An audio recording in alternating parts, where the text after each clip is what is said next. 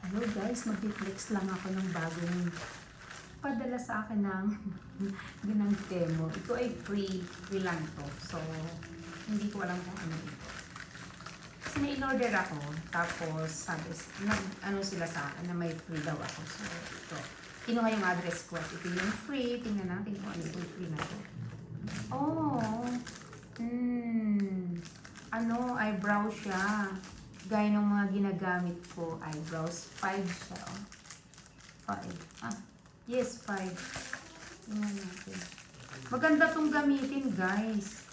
Ito, free lang nila sa akin. Thank you, Temo. May pa-free. Kasi nang umorder ako, guys, parang ano, appreciation daw. So, ang sinabi, fill up for your address and you have free. Yeah, ito nga yun. Maganda to. Ito yung ginagamit ko sa aking kilay. So, ang free niya ay 5. 5 siya, oh. Uy. Pero mura lang ang bili ko, guys, noon. Yung aking ano na yun. Parang $3 lang yun. Oh. Pero 5 siya naman ngayon. Diba? Tapos, ito naman ay parang tripod. Tripod nga. O siya nga, tripod nga siya. Kaso, plastic naman siya, di ba?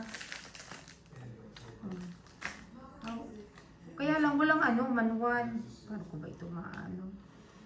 Ayun pala, pipisilin mo pala siya doon para tumaas siya. Tapos, sige na nga, ikabit na natin. Ikabit na natin para ano. Kakabit na natin ito, tapos ganito. Ito yung panghawak ng ano, ng cellphone. Yan.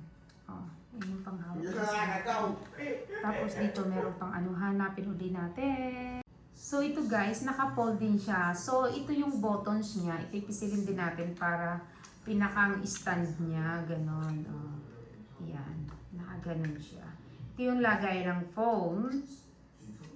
And, pwede din natin siyang i-fold para pwede natin siyang daladalahin ng ganyan pag tayo magbablog. Think. Okay. Yan.